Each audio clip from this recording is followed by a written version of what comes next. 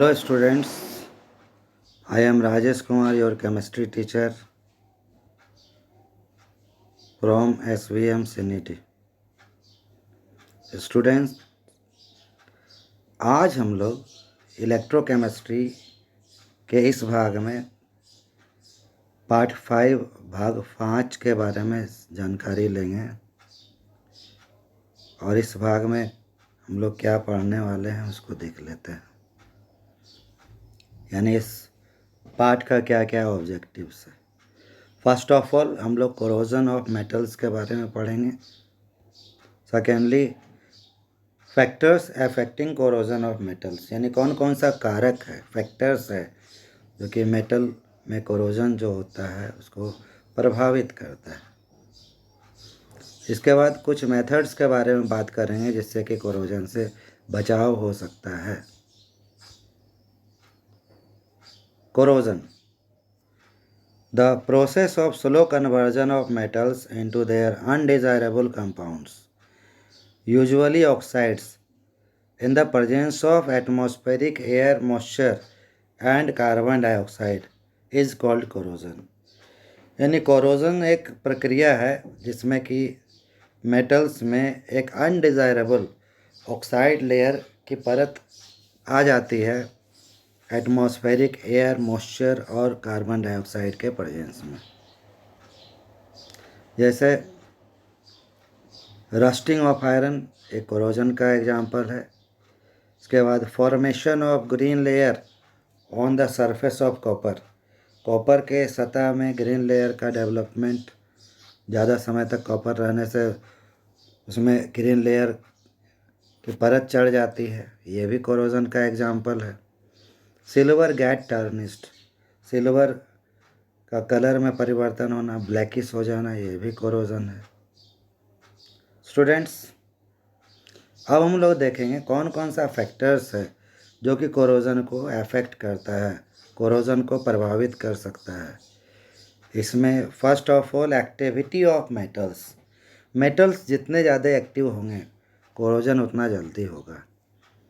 Second, surface area of the metal, more the surface area of the metal greater would be the extent of corrosion, जितना ज़्यादा surface area होगा corrosion की मात्रा उतना ज़्यादा होगी।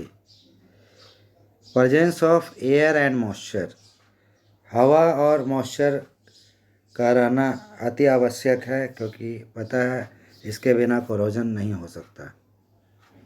प्रेजेंस ऑफ इलेक्ट्रोलाइट, कोरोजन के लिए मॉइस्चर यानी वाटर का प्रेजेंस होना ज़रूरी है, ये इलेक्ट्रोलाइट का काम करता है। Strains in the metal, metal में तनाव, स्ट्रेन, ये भी कोरोजन को प्रभावित करता है। जितना ज़्यादा मेटल में स्ट्रेन होगा, तनाव होगा, उतना ही ज़्यादा कोरोजन होगा। चलिए स्टूडेंट्स, अब हम लोग कुछ मेथड्स के बारे में बात करते हैं जिससे कि कोरोजन रोका जा सकता है। Point number 1, barrier protection method. Students, in this method a barrier film is introduced on the surface of iron which cuts the contact of iron surface with atmospheric air and moisture, and thus iron is prevented from corrosion। Students, इस method में क्या है कि iron के जो object है उसमें एक बैरियर फिल्म, एक पतला फिल्म इंट्रोड्यूस किया जाता है जो कि एटमॉस्फेरिक एयर और मॉइस्चर से आयरन का कांटेक्ट काट देता है और इससे कोरोजन से आयरन का बचाव हो जाता है, कोरोजन नहीं हो पाता है आयरन में। बैरियर प्रोटेक्शन में भी done by point A by painting the surface of iron, point B by introducing a thin layer of oil और grease on the surface of iron, point C by electroplating of some non-corrosive metals like nickel, chromium, etc।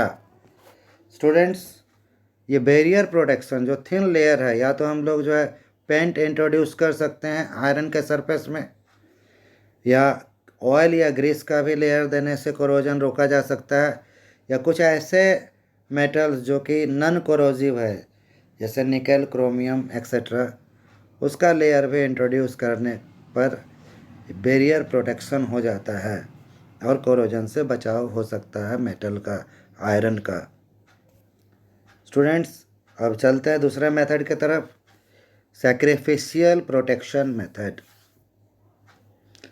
In this method, iron object is covered with some more active metals like zinc, magnesium, etc., which loses electrons in preference to iron and form a basic layer on the surface of iron, which cuts the contact of iron from atmospheric air and moisture. The process of introducing a thin layer of zinc by electroplating on the surface of iron is called galvanization. Students, sacrificial protection, sacrificial का मतलब समझ रहे हो, एक metal खुद sacrifice होकर दूसरे को बचा रहा, एक सेक्रीफाइज कर रहा और दूसरा का प्रोटेक्शन हो रहा। इस मेथड में क्या है कि आयरन का जो ऑब्जेक्ट है उसके सरफेस को एक ऐसे मेटल से कवर कर दिया जाता है जो कि आयरन से ज़्यादा रिएक्टिव है, और वो आयरन से पहले इलेक्ट्रॉन लॉस कर देता है जब वो एटमॉस्फेरिक एयर और मॉइस्चर के कांटेक्ट में आता है, और आयरन के सरफेस में एक बेसिक लेयर का फॉर्मेशन करता है जो कि आयरन का कांटेक्ट एटमॉस्फेरिक एयर और मॉइस्चर से काट देता है। इस तरह से कोरोजन से बचाव हो जाता है। अगर हम आयरन के ऑब्जेक्ट में जिंक का लेयर इंट्रोड्यूस करते हैं इलेक्ट्रोप्लेटिंग के द्वारा, तो इस प्रोसेस को गैल्वेनाइजेशन के रूप में जानते हैं। स्टूडेंट्स, तीसरा मेथड है इलेक्ट्रोलाइटिक और cathodic protection method. It is also a type of sacrificial protection in which underground water pipes or tanks are connected with some more active metals like magnesium or zinc.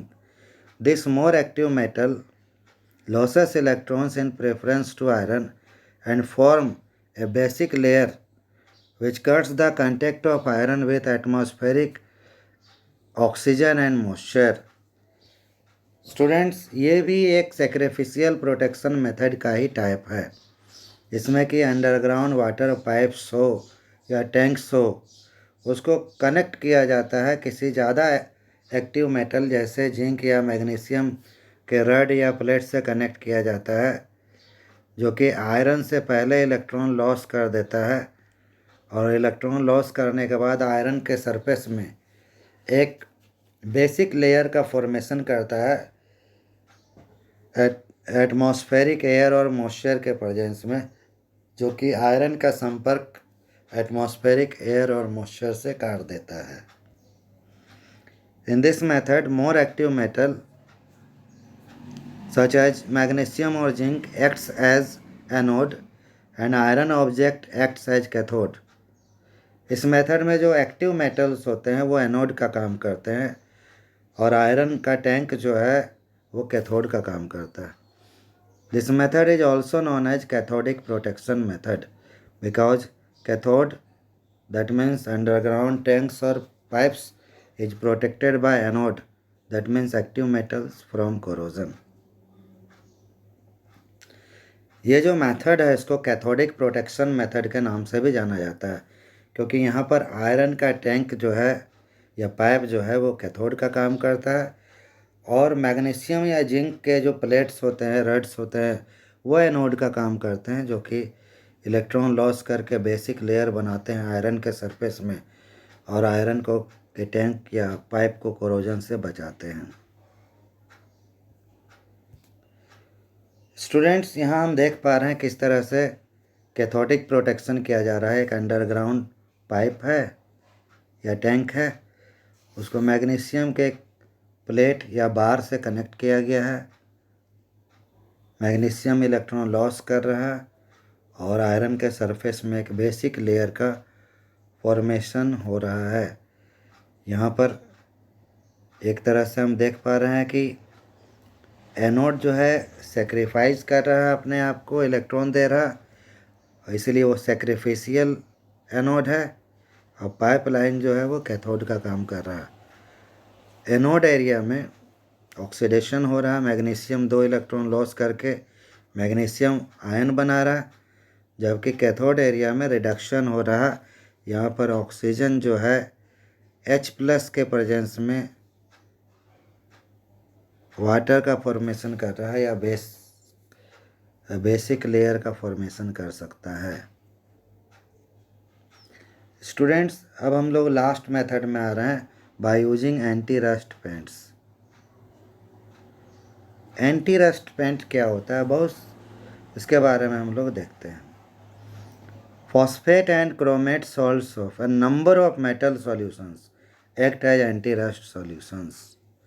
बहुत सारा metals के phosphate और chromate salts जो होते हैं, solutions जो होते हैं, वो एंटी रस्ट पेंट का काम करता है। When A thin layer of such solution is introduced on the surface of iron, then it cuts the contact of iron with atmospheric air and moisture। अगर एक लेयर इंट्रोड्यूस किया जाए या anti rust solution का iron के surface में, तो ये लेयर जो है आयरन का संपर्क एटमॉस्फेरिक एयर और मॉइस्चर से काट देता है। इस तरह से कोरोजन से बचाव हो जाता है। जैसा कि यहाँ इस चित्र में दिखाया गया है कि हम लोग सॉल्यूशन का स्प्रे भी कर सकते हैं, एंटी रस्ट सॉल्यूशन का, और यहाँ हम लोग दिखा रहे हैं पेंट भी किया जा सकता है। स्टूडेंट्स, अब थोड़ा सा हम लोग समझ लेते हैं टिनिंग क्या होता है। The process of introducing a thin film of tin on the surface of iron is called tinning. Iron के सतह में, सरफेस में अगर टिन का लेयर अगर हम लोग चढ़ा रहे हैं, इंट्रोड्यूस कर रहे हैं, इस प्रोसेस को कहा जाता है tinning. Tin coating containers are used to store food materials because tin produces a non-toxic layer on the surface of metal and avoid food poisoning। Students, tin coated containers का हम लोग यूज करते हैं food materials को रखने में, क्योंकि tin जो है, जो लेयर बनाते हैं, वो नॉन टॉक्सिक होता है और किसी तरह का फूड पॉइजनिंग नहीं हो पाता। स्टूडेंट्स, आज यहीं तक। कल फिर एक नए वीडियो के साथ इलेक्ट्रोकेमिस्ट्री के अगले भाग को लेकर उपस्थित होंगे। आज तक इतना ही। थैंक यू, धन्यवाद।